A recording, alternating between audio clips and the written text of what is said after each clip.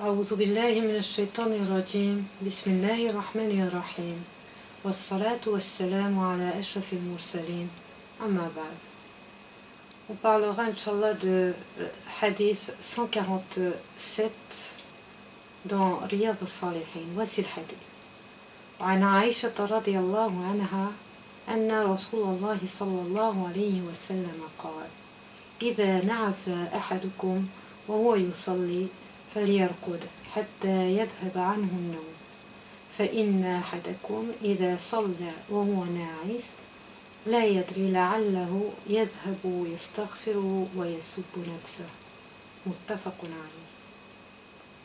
Aïcha radiyallahu anha a rapporté que l'envoyé de Dieu sallallahu alayhi wa sallam a dit: lorsque l'un de vous au cours de sa prière s'assouplit, qu'il se repose jusqu'à qu'il n'ait plus de sommeil, car s'il continue sa prière en état de somnolence, il se peut que, au lieu de demander le pardon à Allah, il se maudit lui-même.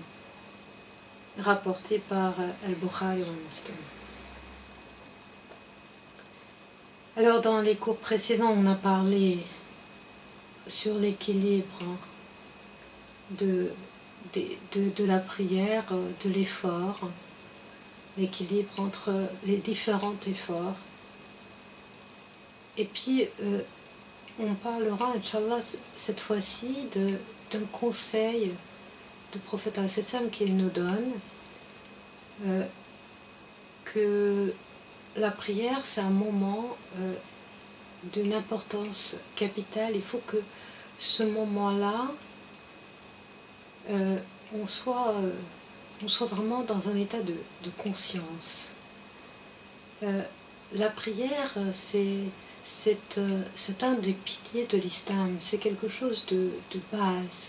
C'est sur ça qu'il va se construire toute notre vie, notre relation avec Allah. Cette relation-là, il faut que ce soit dans un état de conscience. Alors, vous voyez, c'est un petit peu la contradiction entre la prière et la méditation. La méditation, justement, va chercher un état de somnolence dans lequel on va chercher à imaginer des choses, à trouver des solutions à nos problèmes. On va chercher à avoir accès à notre subconscient.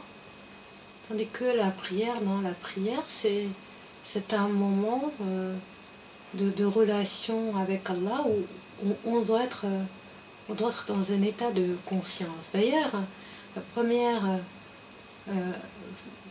direction qu'Allah Ta'ala nous donne par rapport à l'alcool, c'est qu'il ne faut pas s'approcher avant que l'alcool soit interdit. Il va dire aux Sahaba qu'il ne faut pas s'approcher à la prière dans un état d'ivresse, parce que dans l'état d'ivresse, ils n'auront pas suffisamment de conscience, ils ne seront pas aux maîtrises de toutes leurs capacités pour pouvoir s'adresser à Allah. Et donc, le moment que l'alcool sera interdit, c'est une des raisons que l'être humain perd ses pleines capacités, et donc sans ces pleines capacités,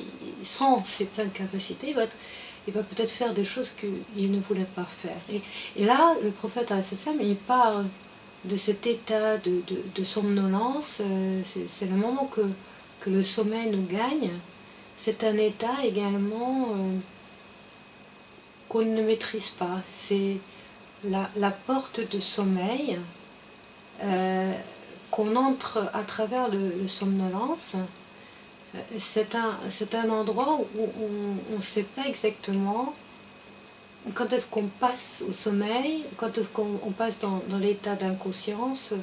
On va peut-être penser ou dire certaines choses qu'on n'avait pas pensé. Donc c'est un moment qu'on ne se maîtrise pas vraiment. Donc pour pouvoir prier, il faut la maîtrise totale de son être, la pleine capacité de l'être humain pour pouvoir s'adresser au Créateur. Alors on pourrait dire que c'est étonnant puisque dans l'état de somnolence, on est détendu, il n'y a plus de blocage, on pourrait rétablir une relation plus facile avec Allah Ta'ala. Mais certes, on va bloquer moins, on va être moins dérangé par nos pensées qui nous empêchent de recevoir de Allah Ta'ala sa lumière, mais de notre côté, on va pas pouvoir maîtriser ce qui vient de nous. Alors, on va peut-être rentrer des mots ou des phrases qui ne conviennent pas, qu'on n'avait pas l'intention de faire. Et comme les actes ne valent que par leur intention, et que quand on fait quelque chose, il faut qu'il y ait l'intention à chaque instant de cet acte-là, la prière, il faut qu'il soit dans cette capacité d'intention, cette capacité de pouvoir remercier. La prière, comme on avait expliqué auparavant, c'est le retour de notre part de remerciement, de demande de pardon, la glorification, la louange d'Allah. Là, si on est dans un moment de sommeil, un moment où on est entre le réveil et le sommeil, cela peut nous échapper. On ne serait pas suffisamment conscient de notre acte qui est la prière. La prière, c'est un acte, ce n'est pas une pensée. C'est ça la différence entre la méditation et la prière. La méditation, c'est une pensée. On peut le faire même dans un état de somnolence. Mais la prière, c'est un acte. C'est un acte qui est adressé, un acte d'adoration qui est adressé au Seigneur. Et cet acte-là nécessite qu'on soit vraiment conscient. Et donc le prophète, il explique que quand on sent un moment de sommeil, qu'on se repose jusqu'à que vraiment le sommeil est parti. Et quand il est parti, là on continue à prier. Et il explique donc la raison, il explique très bien cet état, c'est que quand on est en état de somnolence, il se peut qu'on avait l'intention de demander pardon à Allah, et puis notre langue se mélange à cause de cet état de somnolence. Si à la place de demander pardon, on va peut-être dire autre chose, on va dire quelque chose qu'on n'avait pas l'intention de dire, on va peut-être se maudire ou de dire des mots qu'il ne faut pas, et on ne peut pas le reprendre, on ne peut pas reprendre l'erreur puisqu'on n'était pas conscient. Parce qu'il se peut que l'être humain, sa langue trébuche en parlant, mais il peut reprendre parce qu'il est conscient. Il peut tout de suite se corriger. Il peut demander pardon pour l'erreur qu'il a fait, mais s'il est dans le sommeil, dans le somnolence, il ne reprendra pas, il ne serait pas conscient, il ne serait pas suffisamment en maîtrise de lui-même, il ne pourrait pas se corriger, et il se peut qu'il laisserait des choses négatives. Alors, pour éviter cet état-là, il ne faut pas prier dans un état de somnolence. C'est encore ce conseil que le prophète nous donne, c'est encore un signe de miséricorde du Seigneur, qu'il nous dirige toujours vers le bien, de dire que si tu es fatigué, ne fais pas l'adoration parce que tu avais l'intention du bien, mais il se peut, parce que tu as perdu tes facultés, tes capacités de maîtrise de soi, tu ferais quelque chose de mal. Alors, par la miséricorde qu'Allah a envers nous, par sa bonté, il dit, si tu es fatigué, ne prie pas tout simplement. Mets de côté ce moment-là l'adoration, parce que parce que comme ça tu serais toujours bien, conscient, tu serais toujours dans le remerciement, tu sauras que tu as remercié, que tu as prié. Et si tu t'es endormi, si tu étais dans le sommeil, et si tu auras une doute, tu serais pas bien, tu serais pas tranquille dans ton cœur, parce que tu ne sais pas qu'est-ce que tu as fait. Alors tu vas te dire, oh, j'ai peut-être fait ça, Shaitan il va pouvoir venir dire, ah, tu as prié, mais est-ce que tu as vraiment prié, qu'est-ce que tu as fait, est-ce que tu as gardé au dos, tu n'as pas gardé au dos, est-ce que tu es tombé, est-ce que tu étais... Alors il va venir, il va déranger. Alors laisse cette prière, laisse ce moment passer et retourne adorer le Seigneur. Le moment que tu n'es plus fatigué, retourne dans l'adoration.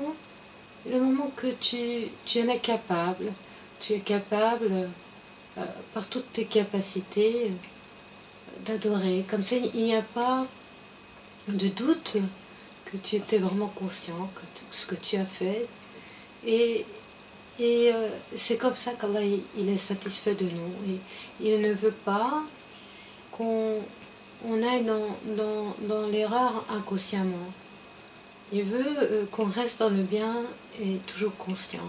Et si on est dans un état que lui, il nous a créé comme ça, qu'on a des moments de somnolence, des moments de sommeil, alors sa miséricorde est ouverte à nous et dire, si c'est le moment de sommeil, alors fais ce qui est mieux de faire ce moment-là. Si Allah Ta'ala a envoyé sur toi cet état de sommeil, tu as besoin de dormir, alors une meilleure adoration, ce serait dormir ce moment-là.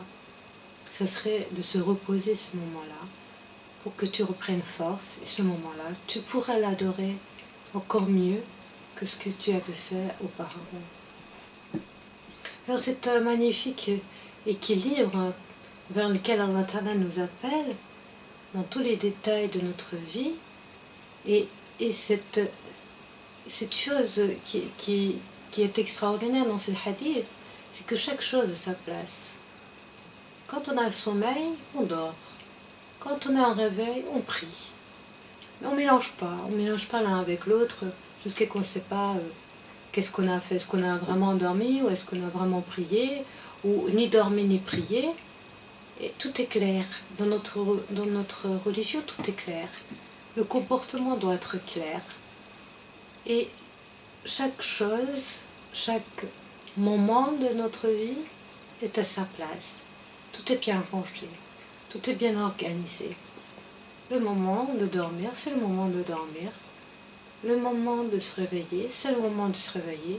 Et chaque moment de notre vie doit être utilisé pour le meilleur acte possible par rapport à la situation, le moment, l'instant, la capacité qu'on a à ce moment-là. Voilà pour ce hadith. Wa subhana rabbika rabbil izzati amma yasifun. Wa salamun ala al-mursalin.